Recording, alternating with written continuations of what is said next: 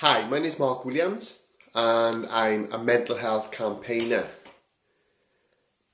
I founded Fathers Reaching Out, and also I'm an international Fathers Mental Health founder with Dr. Daniel Singley from California.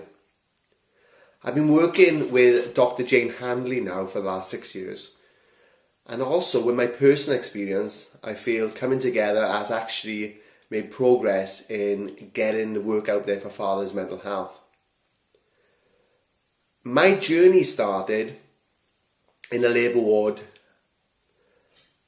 I wasn't prepared.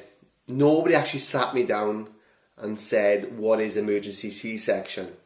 So I remember when the doctors came rushing in, and I could pick up on their feelings of fear, that I had my first and only ever panic attack.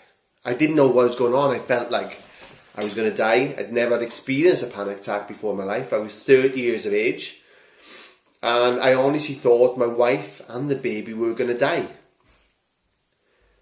It was from that time then when my son came into the world. I didn't get an overwhelming feeling of love because I was just concerned and happy that they were both alive.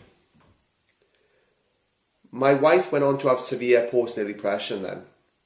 She didn't sleep on the ward for days, and at that time I had to give up work, look after her, the baby, and with no money coming in now, obviously my mental health was deteriorating too. But my wife should have had a mother and baby unit, not because she had puerperal psychosis or postpartum psychosis, because she wasn't safe. She needed specialist perinatal mental health and not any other mental health acute ward. It was around this time my personality was starting to change, around the 3-4 month mark. I was worried about money coming in because obviously I had a mortgage to pay, but also my coping skill was drinking. My personality totally changed. I remember punching the sofa and busting my hand. I couldn't tell my friends how I felt. I couldn't tell my wife how I felt because obviously I didn't want to affect her mental health too. So obviously I suffered in silence. I thought every day would get better. But every day didn't get better.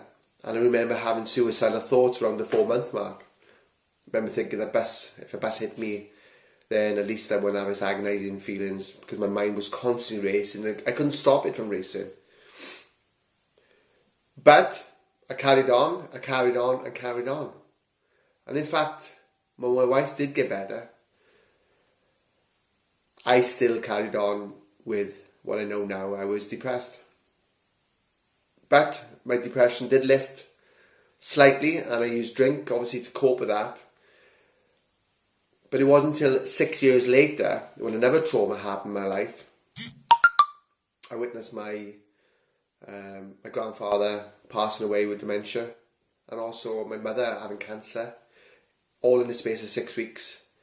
Then obviously because I hadn't dealt with all that trauma and the nightmares I was getting of thinking my wife had died and seeing all the tools on the operation table, and I hadn't dealt with all that, it got worse this time, and also to the point where I remember I wanted to section myself, but still I didn't get help. I suffered in silence until my body actually shut down in 2011. It actually literally shut down in the car.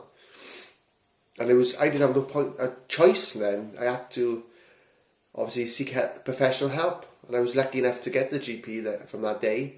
And I was put on medication. I was put on citalopram. I went up to 40 ml of citalopram. And unfortunately I didn't get the call for counselling off my doctor. But then what I found, I took it on my responsibility to get the help straight away. And I learned about CBT, mindfulness, all these positive coping skills. And then it was, as it happens, there was a gentleman in the gym when I was in my recovery. I'd already changed my career. I was working in a ward, in a hospital ward, with people with personality disorders on a forensic ward. So I was waiting for my CBR to come through when this other gentleman said, I need to go to an NHS PRAMS so you can use the equipment per year. And I found out there was the same CPI nurse as looked after Michelle. And I found, after speaking to him, he had a breakdown. He lost his business, looking after his partner with postnatal depression. And this gentleman was in his 40s, late 40s, on his third child. Never ever had a breakdown before. So he went on to set up Fathers Reaching Out. And it was only to support the fathers with the partners with postnatal depression. That's all it was. But what I found after talking to these fathers and getting other professionals in, that they were suffering from postnatal depression, anxiety, birth trauma, exactly what I had suffered from. So thankfully, working with Dr. Jane Hanley and getting that more clinical training and also being more understanding of perinatal mental health, I realised that there was nothing out there for fathers. So, and there was nothing for, it wasn't much for mothers at the time either. And even now we still, on that journey, but I feel that there should be a more holistic approach. I feel that fathers should be screened together as with the mother. There's fathers who've got a history of depression and they should be monitored, because transition into fatherhood is hard enough. But if it's just about managing the depression, then that transition, and then if you've got a partner with postnatal depression, then you can see how that can manifest into other areas where it's fathers are drinking, there's drugs, there's anger, there's violence, there's loads of factors, and the relationships, most importantly, are breaking up. And that's impacting on the child's mental health, and also impacts on the child's bonding and attachment as well, which, as we know with the research, needs a more family approach.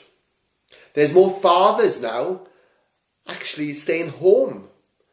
Fatherhood has totally changed for my father as a minor, and his grandfather and his father as a minor. We got to understand there's 200,000 fathers, actually bringing up their children alone. We need to get more awareness, more education, and to make sure that the father is supported too, because there's no mention of fathers on the CG 192 NICE guidelines. We need to change that. We need health professionals and health visitors to say, look, we are here for the whole family. There's fathers are telling me that they feel they're not included in maternity services. What I will say before I leave is that there is a big journey ahead, but we need to do it not just for our generation, but for the generation next and the next after that.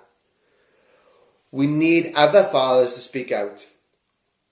How many fathers go on to take their lives? We know about the suicide rate around this time.